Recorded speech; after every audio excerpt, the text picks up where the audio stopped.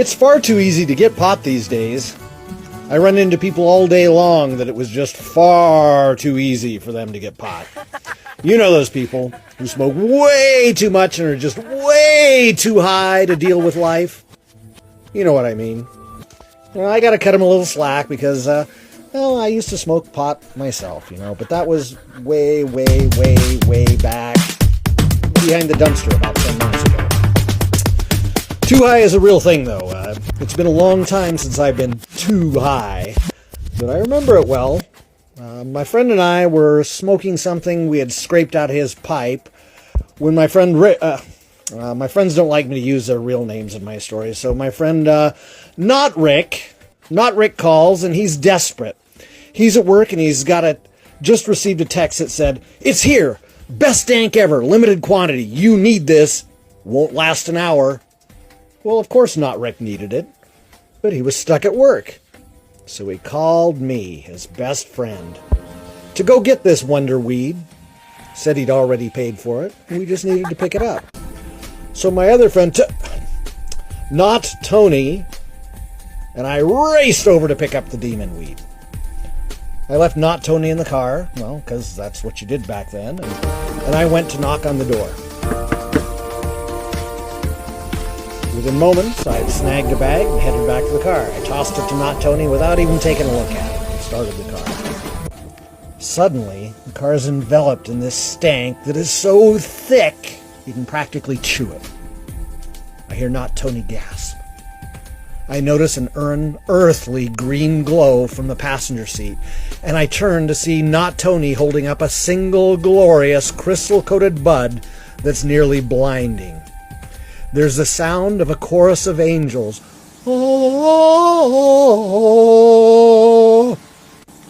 We exchanged knowing glances as we realized Not Rick was never going to see this chick. We fired it up as we drove, and we concluded the best plan was a road trip.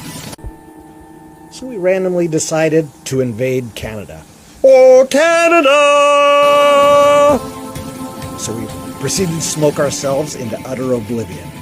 We began to grow increasingly higher and increasingly more paranoid. We decided it might not be a good idea to transport pot across international borders. So we concluded we should probably just smoke it all. So we did. We smoked all of it.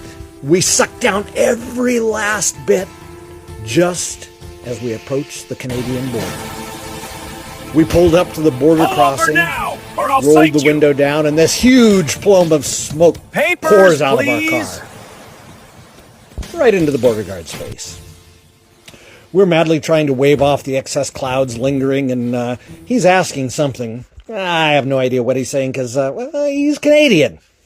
We tell him as much. I'm sorry, we don't speak Canuck. We're Americans. He mumbled something derogatory and just kind of waved us through. This smoke's got a mind of its own. We did it! Want to trade hats? We successfully smuggled pot into Canada in our systems. We're still patting ourselves on the back a few miles into Canada when the sign at the side of the road suddenly begins flashing. And it says, "Too high, pull over. Too high, pull over." We both look at each other. I go, "Crap! Not Tony!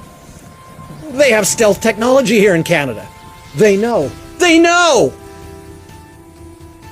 So I start to pull over. Just as the semi-truck races past us, meow, and he nearly clips us.